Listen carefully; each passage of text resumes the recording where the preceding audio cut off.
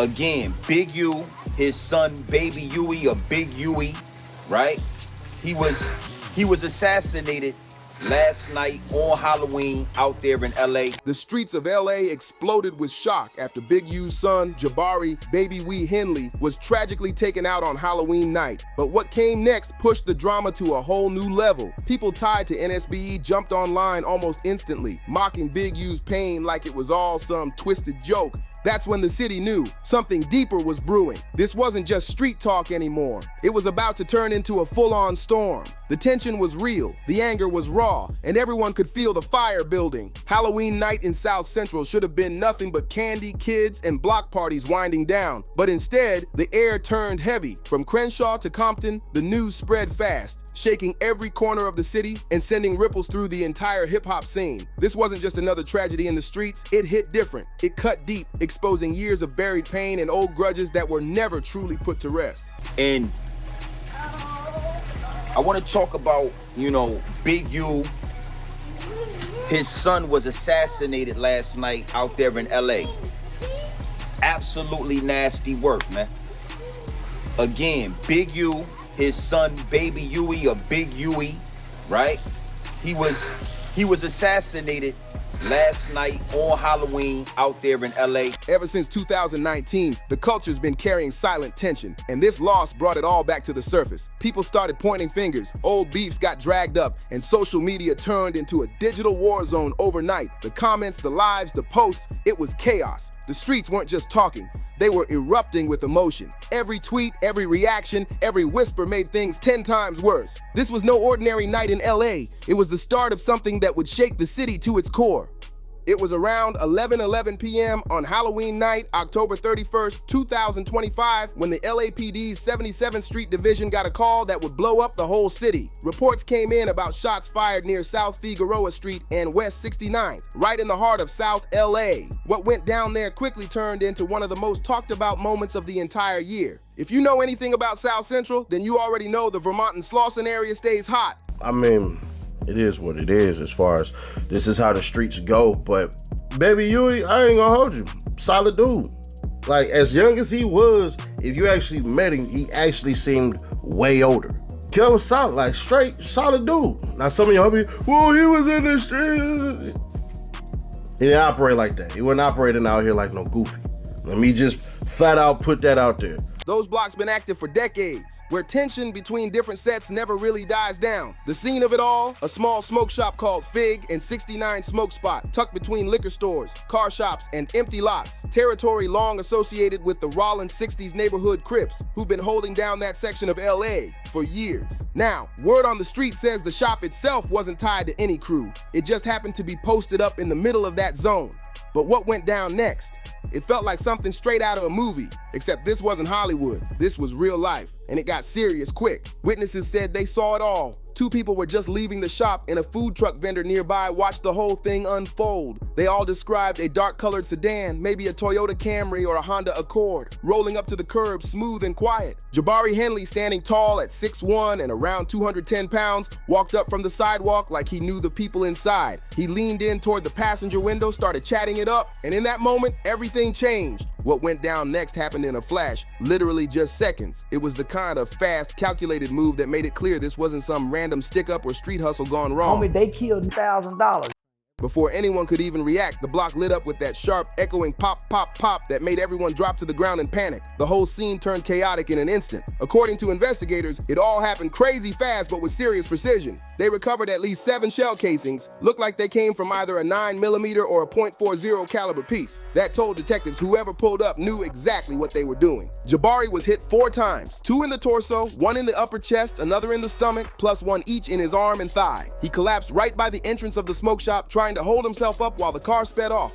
Tires screeching as it darted north on Figueroa, made a hard right on 68th, and vanished into the dark LA night like it never happened. It was fast, silent, and chilling. Within minutes, paramedics and firefighters from LAFD Station 46 pulled up around 11:14 p.m. They found Jabari lying there, barely holding on, gasping for air in that desperate struggle your body does when it's fighting to survive. He had already lost too much blood, but they didn't waste a second. They jumped straight into life-saving mode. Chest compressions, IV lines, epinephrine shots. They threw everything they had at trying to bring him back. The flashing lights, the shouting, the rush, it was pure intensity, like the whole world froze for that one moment. By 11:28 p.m., just 14 minutes after paramedics arrived, the scene turned heartbreakingly silent. They couldn't find a pulse. Jabari, Baby Wee, Henley was gone, just like that. The coroner's report came out the very next day, November 1st, under case number 2025-004512. The cause, multiple gunshot wounds, with the real damage coming from massive internal bleeding and a torn artery in his chest. It was official, and the city felt it heavy.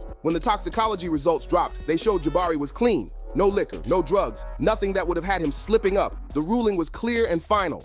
When Nipsey died, right? When Nipsey got killed, we probably had about 300, 375, 400 kids that was in our program. And I had the travel basketball team. We had a contract with Adidas that was worth about $3 million that Kanye West gave us. Wow. And then I had like a bunch of other different contracts and for a nonprofit. We were really thriving. Then Nipsey gets killed. Well, after Nipsey get killed, then the rumor goes out, Big U had something to do. We lost everything. You lost all those? Everyone, I tell you everything. Wow. Kanye stopped answering the phone. Adidas stopped answering the phone. And I ended up almost going dead broke because we already committed to these. Homicide, straight up and heartbreaking. But before anyone could really process the loss, people started asking, who was Jabari? Baby Wee Henley, really? Because to understand the chaos his passing unleashed, you first gotta understand the man behind the name. Born March 15th, 1991 in Inglewood, California, deep in LA County, Jabari wasn't chasing the spotlight like his pops, Eugene Big U Henley. Nah, he moved different. He kept things low key, stayed in his lane, and focused on real life while still showing love for the culture that raised him. He did dabble in music though. Jabari dropped a few tracks under the name Baby Wee, including a 2019 song called Hood, featuring Hoodrich Pablo Juan with Kenny Beats on production. That track pulled in over 150,000 streams on Spotify. His music was raw, honest, and all about loyalty, survival, and staying true to your roots. Lyrics that hit even harder now, knowing how his story played out. But the rap dream wasn't his main grind. According to those who really knew him, Jabari was putting in real work as a warehouse supervisor at a logistics spot in Compton. He was focused on building a stable life, taking care of his 10-year-old daughter, and just making it happen. His circle described him as solid, humble, and about his business. The kind of man who didn't need to brag. His actions spoke for him. It was clear Jabari wasn't trying to live that street life. People close to him said he stayed out the way. That's hood talk for keeping your head down, minding your business, and not getting dragged into drama that your last name might attract. And that detail says a lot because Jabari stood for what so many young brothers in South LA are fighting for. Staying true to where you come from while still chasing a better path that doesn't involve gangs, beef, or the same cycles that trap too many. Those who knew him spoke highly of how he moved, humble, respectful, grounded, and focused. He wasn't out chasing fame or chaos, just trying to build something real for himself and his people. Jabari left behind 3 siblings who were all doing their thing and representing the Henley name in their own lanes. His brother Dion Henley, 28, the starting linebacker for the LA Chargers, went on Instagram on November 1st posting, "My heart is shattered. Rest easy, bro. We got the fam." Another brother, Michael Henley, 32, runs a barbershop out in Hawthorne, and his sister, She Henley, 30, works as a nurse in Long Beach. The whole family was making moves, pushing forward, and trying to do better, each one carving out success in their own way. But here's where it hits even harder. The moment Jabari's father, Eugene Big U Henley, got the news. The man who'd mentored rappers, built community programs, and was once a major figure in LA's street politics found out about his son's passing while locked up at the Metropolitan Detention Center in downtown LA. At 58 years old, Big U had been behind bars with no bail since March 2025 after being hit with a 43-count federal RICO indictment. The weight of that case was already huge, but hearing his son was gone while sitting in a cell, that's the kind of pain that breaks even the strongest soul.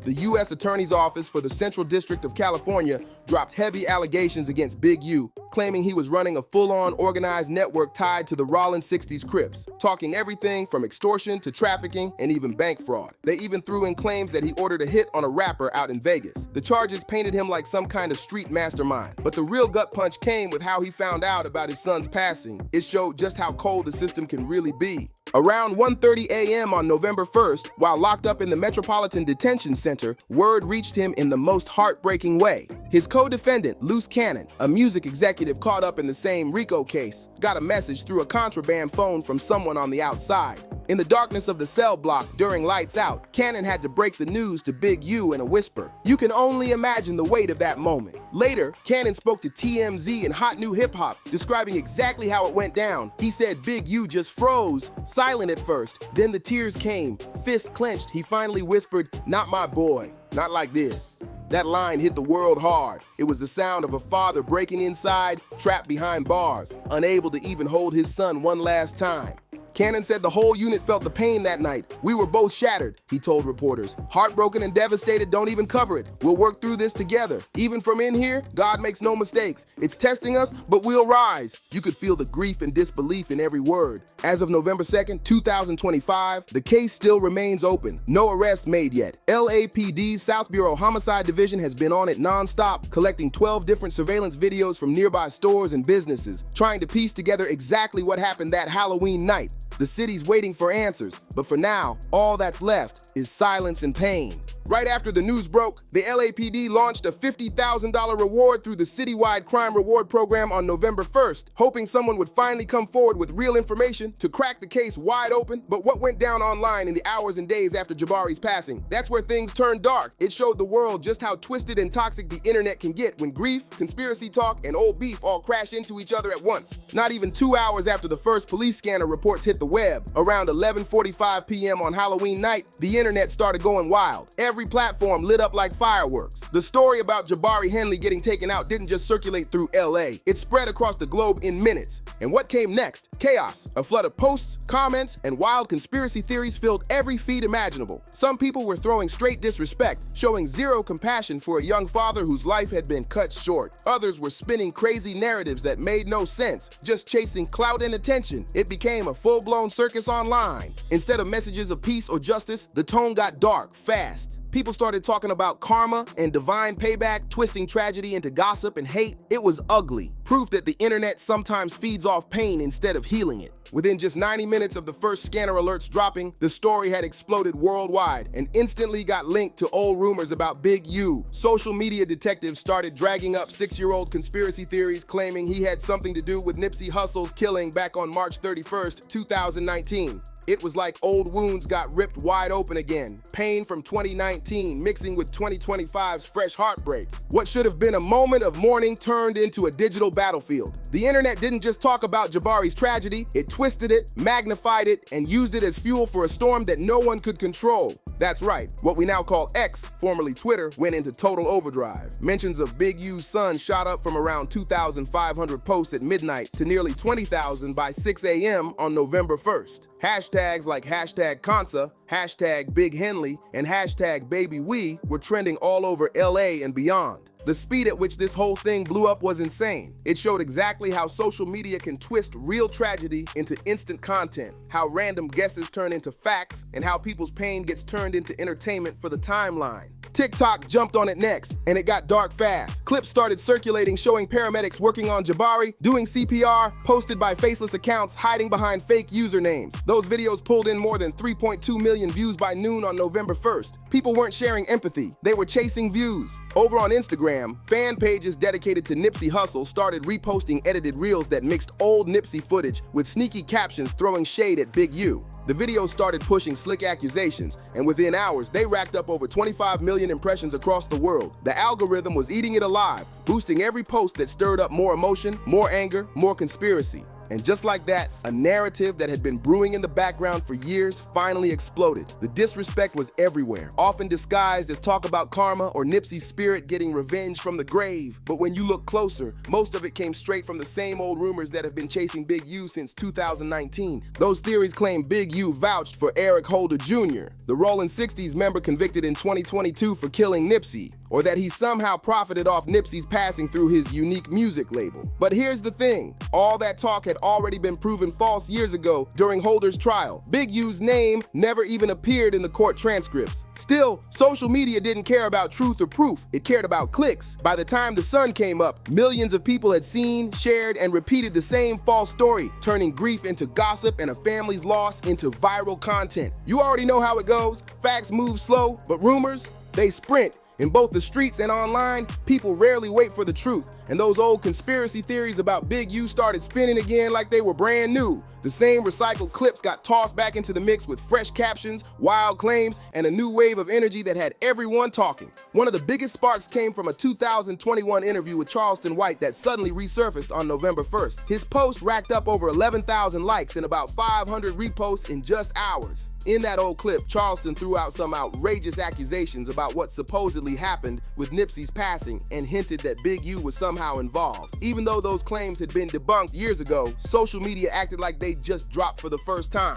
Then came a repost of Loose Cannon's old podcast rant from early 2025, recorded before he even caught his case. That clip blew up again, pulling in around 6,000 likes. In it, Cannon claimed Big U signed Nipsey to some shady deal and let the snakes circle. The crazy part? Cannon was the same guy who later had to break the tragic news to Big U about his son. The irony wasn't lost on anyone who remembered the history. Brick Baby stepped in next, calling out how ridiculous Cannon's whole story was during a later interview. He wasn't having it. He made it clear people were reaching for attention, not truth. And to top it all off, Whack 100's old Instagram Live from March 2025 resurfaced too. In that stream, he talked about a supposed fight between Big U and Nipsey back in 2017. One he claimed led to Nip's brother, Black Sam, getting arrested. That single clip sparked a viral thread that pulled over 50,000 engagements. It was a perfect storm of old drama, new spins, and non-stop speculation, and once again, the internet ran wild with it. None of this stuff was new. It was just the same old stories being dragged back up from the dirt. Old accusations, recycled rumors, and ancient interviews suddenly had new life again, all because the algorithm lives off drama and controversy. The wilder the story, the more clicks it gets. And the way people moved on social media in those first few hours after the shooting showed just how fast grief can turn toxic when mixed with chaos and conspiracy. At 12:07 a.m. on November 1st, a video of the crime scene popped up online with the caption, "Retaliation for Big U's alleged Nipsey setup. Street war never ends." It only got 19 likes and 5 reposts, but that was all it needed to start the spark. By 1:46 a.m., someone else dropped a clip of paramedics working on Jabari writing, "Comments full of Nipsey's spirit and sins of the father. We've lost compassion. Death is entertainment." That one gained 95 likes, proof that a few people still saw the madness for what it was. But by sunrise, the tone shifted hard. Around 6:47 a.m., another post started trending that said, "LA let Big U walk after killing your legend Nipsey. Trash City." That one exploded. 2,400 likes in just a few hours. The disrespect was unreal. By lunchtime, at 12:57 p.m., someone dropped a YouTube link titled, "Proof Big U killed Nipsey and son's best friend," and it racked up over 417,000 views before the day even ended. It was a full-blown digital wildfire, spreading lies and pain like gasoline. When analysts later broke down the numbers, the scale of this online storm was crystal clear. Out of 8,000 posts gathered from November 1st alone, about 62% mentioned Nipsey, most using hashtags like Nipsey Karma or Nipsey Spirit, which appeared more than 4,000 times. Only 28% were neutral or respectful messages of condolence, while a tiny 10% actually condemned the mockery and disrespect. By the time platforms finally stepped in to remove the most extreme content, the damage was already done. The internet had once again proven how quick it is to turn someone's tragedy into trending content, and how little space there is left for compassion online. By November 1st, the platforms finally started cracking down on the chaos. X, formerly Twitter, suspended 15 accounts for doxing. TikTok demonetized over 200 videos for showing graphic clips, and Instagram flagged around 50 reels under their hate speech and misinformation policies. But even with all that cleanup, the real takeaway was way deeper. It exposed how far we've drifted as a culture when it comes to grief, justice, and what people like to call karma. The story that was spreading online had zero real evidence connecting Jabari's passing to anything from 2019. It was all emotion, pain from old wounds mixed with internet outrage. A lot of people who were still grieving Nipsey Hussle's loss projected that pain straight onto Big U, painting him as the permanent villain in their minds. So when tragedy struck his family, some twisted it into a story about cosmic payback, like the universe was evening things out. It was a cold, distorted way to look at someone's pain. But thankfully, not everyone fed into that energy. People close to Nipsey's legacy were quick to shut it down. Through RA Records' official Instagram page, Black Sam, Nipsey's brother, posted a powerful message on November 1st. Pain multiplies pain. Honor Nip with peace, not this. It was short but deep, calling for compassion instead of chaos. Voices from across hip-hop also spoke up, calling out what they saw as a disturbing lack of humanity. They reminded everyone that grief isn't a spectacle, and that no family deserves to have their heartbreak turned into clickbait. Those who truly knew Big U personally came forward too, defending him against what they called baseless accusations being weaponized against a father who couldn't even step outside his cell to mourn his child. It was raw and real, the kind of loyalty that cuts through the noise. And here's the truth that kept getting ignored. Eric Holder Jr., the man actually convicted for Nipsey Hussle's murder, was sentenced to 60 years to life back in 2022. During that entire trial, Big U's name never came up, not once. Not in call logs, not in witness statements, nowhere. Yet the internet still kept pushing a false narrative, proving how fast fiction can drown out facts when pain and pride collide online. Nowhere in the official court transcripts, not a single mention, does Big U's name appear. As one legal commentator put it while breaking down all these conspiracy theories, if there was even a hint of real evidence showing Big U had anything to do with a murder-for-hire scheme, prosecutors would have jumped on it during Eric Holder's trial. And that's the truth. The case was public, detailed, and intense. If something was there, it would have come out long ago. But while the online world was busy spinning lies, the chaos started spilling into the streets. LAPD reported a 22% spike in anonymous tips to Crime Stoppers, around 150 calls between November 1st and 2nd, all bringing up old beefs and recycled rumors. The backlash showed a vicious cycle playing out in real time. Grief over Nipsey's loss was being weaponized against an entirely different tragedy, keeping division alive in a community that's still struggling to heal from 2019. This digital firestorm wasn't just messy online, it was messing with the real investigation into Jabari's killing. Detectives were trying to stay focused on finding justice for a young father whose life had been taken while he was simply trying to live right and stay out of trouble. But every new rumor online pulled the spotlight further away from that mission. To truly understand what happened, why Jabari's death got twisted into something so ugly, we gotta rewind the story and look at the real connection between Nipsey Hussle and Big U. Their history wasn't simple, and it definitely wasn't black and white. Over the years, people online turned their complicated relationship into some kind of dramatic movie script, good guy versus bad guy, without ever understanding the full picture. The truth, as always, runs deeper. What really existed between them was layered. Brotherhood, business, loyalty, pride, and eventually distance. But social media doesn't like nuance. It loves extremes. And when the internet started mixing pain with speculation, it rewrote history to fit a story that never actually matched reality. To break down the real tragedy of Jabari Henley's case and why the response hit so hard, you gotta separate rumor from truth, ego from evidence, and look straight at the messy human story behind it all. The story of Nipsey Hussle and Eugene Big U Henley goes way back to the mid-2000s, when Big U had just come home on parole after being released from the California Department of Corrections in 2004. Once out, he started focusing on something positive, bringing peace to the streets by setting up talks between rival Crip and Blood sets under the Community Intervention Alliance, CIA, which he officially founded in 2005. Around that time, a young Nipsey Hussle, barely 20 years old and already known as a rising voice from the Rollin' 60s, started showing up at those informal meetings around Crenshaw. Big U saw something special in him. He used to say Nipsey was a next-gen leader, someone who could bridge the gap between the OGs and the younger generation coming up behind them. There was real mutual respect there, built on vision, purpose, and street credibility. By February 2009, their connection turned business. Nipsey signed a 10-year management deal with Big U's company, Unique Music Group. The agreement included a 10% management fee and a 25% publishing share, pretty standard for the time. But years later, in 2023, fans on social media started calling that deal predatory, even launching an online petition criticizing it. People were looking back at old contracts with modern eyes, but back then, it was a solid setup that helped Nipsey build structure early in his career. Between 2009 and 2012, the two were locked in tight. They were working side by side, building up both business and community. In 2010, they co-hosted a major event called Unity in the Community at Leimert Park, pulling in over 800 people. Big U helped mediate peace talks between the Rollin 60s and the Hoovers, while Nipsey hit the stage, performing for his city. It was one of those rare moments where music and street diplomacy collided in the best way. By 2012, both men put up $5,000 each to fund CIA youth programs. Nipsey even told XXL magazine, "You bridge sets and save lives on my block," while Big U said he made the music. It was mutual respect in motion, two different generations working together to change the energy of South Central. Their partnership kept growing strong, pushing a real message of unity and empowerment. Between 2016 and 2018, Big U and Nipsey hit their peak as a team with a community project called Block by Block, a series of local events and panels that tackled heavy topics like gentrification, police relations, and neighborhood rebuilding. The series brought out over 4,000 people in total, showing just how much influence they both had when they came together for the city.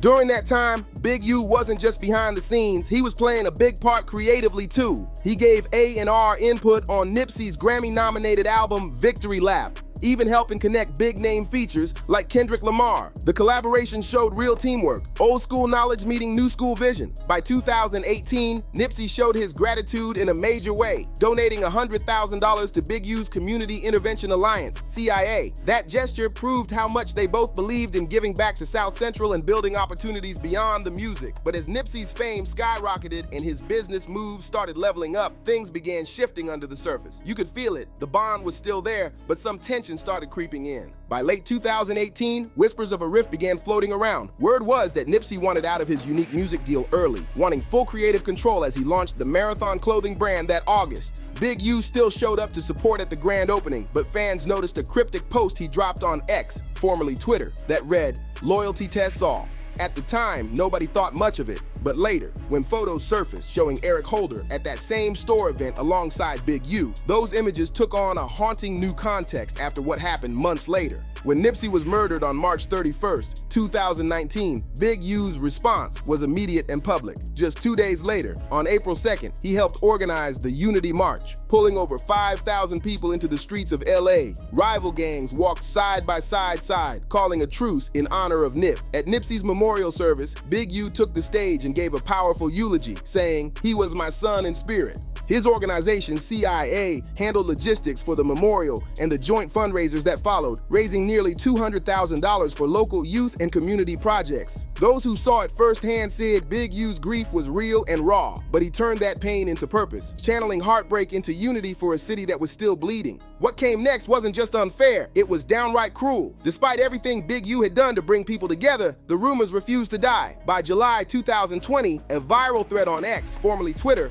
accused him of vouching for Eric Holder, the man convicted for Nipsey's murder. That post alone racked up over 50,000 engagements, spreading lies faster than facts ever could. Big U didn't hide from it though. In August 2020, he sat down with Vlad TV and addressed the rumors directly, saying, "I built peace with Nip, didn't break it." It was simple, honest, and clear. But in the era of social media, denials rarely travel as far as accusations. The internet feeds on conflict, not clarity. What really stood out about Big U's effort to clear his name was how open he got about what those lies cost him. He said it wasn't just about money, it was about years of hard work, peace building, and community progress being wiped out overnight. All the programs, youth outreach, and credibility he'd built since getting out of prison started crumbling because of gossip. It hit him deep, not just in his pockets, but in his purpose. Data later proved it too. By 2023, social media sentiment analysis showed that positive mentions connecting Nipsey and Big U had plummeted from 80% in 2018 down to just 35%. Over 5,000 posts kept recycling the same false stories, pushing a distorted image that the facts never backed up. His name had become a target for clicks, and the truth didn't stand a chance against the noise. Then things took a darker turn in March 2025.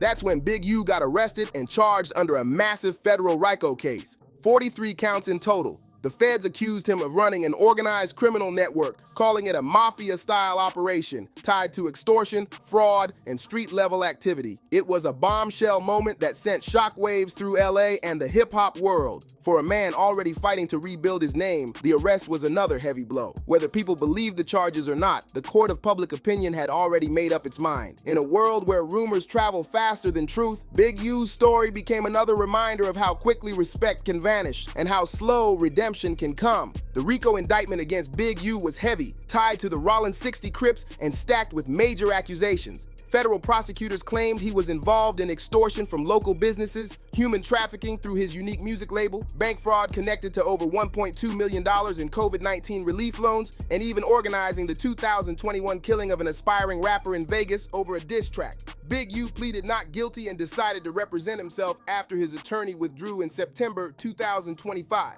His trial is currently scheduled to start in May 2026. Against that backdrop, a father sitting in federal custody, facing life behind bars, his reputation torn apart by lies about a murder he never had any part in, Jabari Henley was killed. The cruelty of that timing can't even be put into words. A man already stripped of his freedom, his name dragged through the mud, suddenly had to face the unimaginable pain of losing his own son from behind bars, while the internet twisted his grief into a spectacle, calling it karma. That's beyond tragic. It's inhumane. As of November 2nd, 2025, the investigation into Jabari's murder is still ongoing. LAPD has reviewed 12 different surveillance videos and is now waiting on the full ballistics and toxicology reports, expected to be finalized by November 5th. 2 persons of interest from Inglewood were detained on November 1st, but later released after their alibis checked out. Forensic DNA collected from the sedan's door handle reportedly shows a partial match to someone tied to the Hoover set, something internal LAPD memos are calling spillover retaliation. But let's be clear,